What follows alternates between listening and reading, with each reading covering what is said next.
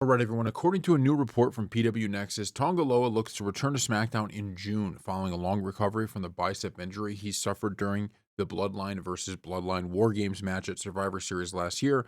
That officially puts to rest previous speculation that WWE was planning to bring him back in time for WrestleMania weekend.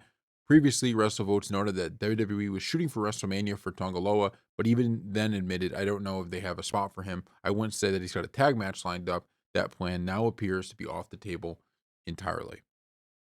It's pretty crazy when you look at that match, that, Bloodline War Games match. That thing, I mean, did lead to a bunch of injuries. That match was brutal for the people involved, but I think getting Tonga Loa back is gonna be important because we see a budding feud potentially with Solo and Jacob Fatu, and obviously Tama is there as well.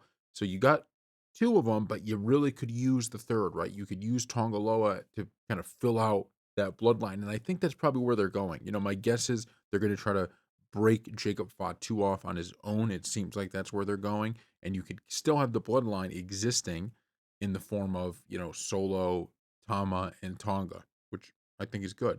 And you can also always get them back with Roman too. There are a lot of different things you could do to keep the bloodline going, and you could still have Jacob Fatu kind of go his own way and give him a push. But I think Tonga, his return is going to be huge because first of all, you get your tag team back, and second of all, you're starting to get those numbers back for the bloodline. Right now, it's tough to have the numbers when you have Solo and Tama, and you have Jacob Fatu obviously still in it, but he's kind of like he's not really as loyal of a member as he was just a year ago. So there's a lot of things they got to figure out, but once they get Tonga back, I think they can really start the bloodline push again.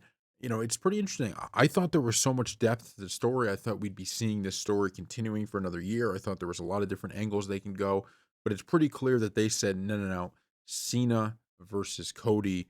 This is the one we're really going to focus on, that big story. And so they've kind of scrapped a little bit of the bloodline storyline, but it's still kind of always bubbling under the surface. So thank you all for watching, and we'll see you next time.